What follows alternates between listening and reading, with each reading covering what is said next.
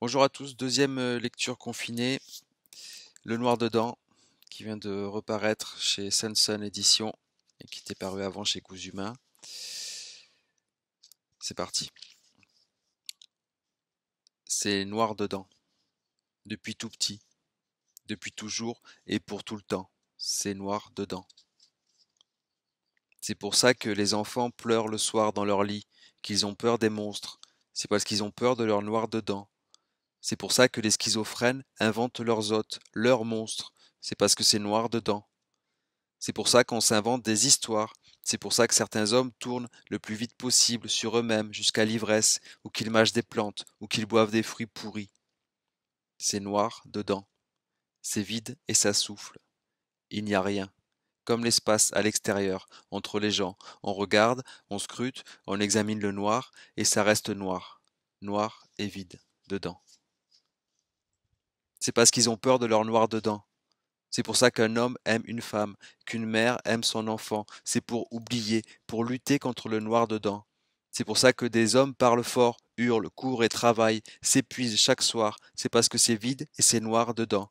C'est pour ça qu'on a appris à lire, à écrire et à compter, à souder et à conduire. C'est pour remplir le noir dedans.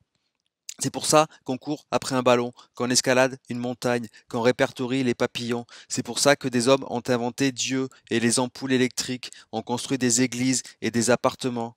C'est parce que c'est noir dedans, toujours vide et noir dedans. C'est pour ça que la plupart des hommes consacrent toute leur force à ne pas regarder dedans, ou à oublier ce qu'ils ont vu dedans, ou à essayer de se retenir de regarder dedans. C'est parce que c'est noir dedans. C'est vide et noir dedans. Ça fait peur dedans. C'est pour ça que les philosophes philosophent, que les scientifiques scientifisent, que les guerriers guerroient et que les pendus se pendent. C'est parce que c'est vide et noir dedans. On a beau éventrer des bêtes pour faire des cordes de violon avec leurs boyaux, on a beau fabriquer des fusées et planter des bulbes de hyacinthe, on a beau réciter des poèmes et des incantations, ça reste noir dedans. On l'accepte ou pas, mais ça reste noir dedans. On vit avec son noir dedans, on naît, on grandit et on meurt avec son noir dedans. On l'aménage, on l'apprivoise, on le parfume, on le remplit, mais ça reste noir dedans. Ça reste noir dedans parce que c'était noir avant et ça sera noir après. Noir et vide. On traverse juste le noir dedans. Nos yeux sont des portes entre le noir dedans et le noir dehors. Notre peau est une feuille, une fine pellicule entre le noir dehors et le noir dedans.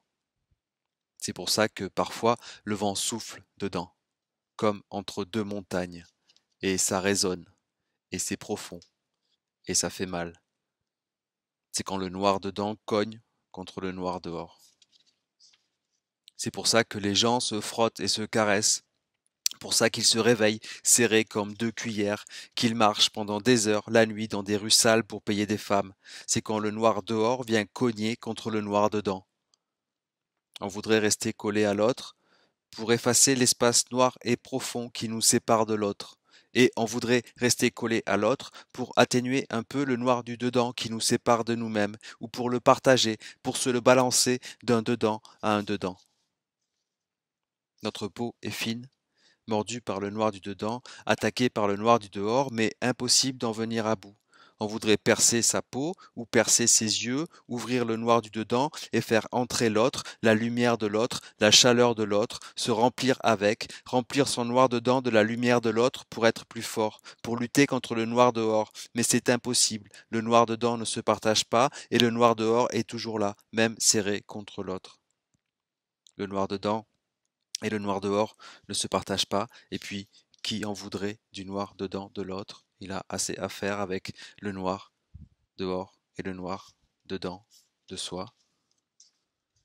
Il faut l'accepter, le noir dedans de soi, accepter de vivre avec, sinon comment vivre avec le noir dedans de l'autre? Comment aimer le noir dedans de l'autre si l'on n'aime pas le noir dedans de soi? Et sans l'autre près de son noir, il fait si noir. Et si l'on choisit de vivre, de vivre tout court, c'est-à-dire de vivre entre tous ces noirs, entre tous ces vides, entre tous ces froids, si l'on choisit de vivre entre le noir de l'autre, le noir dehors et le noir de soi, alors il faut faire un enfant, planter des graines de noir, le consoler et lui raconter des histoires, lui apprendre qu'il n'y a pas de monstre, juste le noir dedans, et puis le noir dehors, et la peau au milieu, et les yeux au milieu, et la tête au milieu de tout ce noir, et que vivre, c'est ça.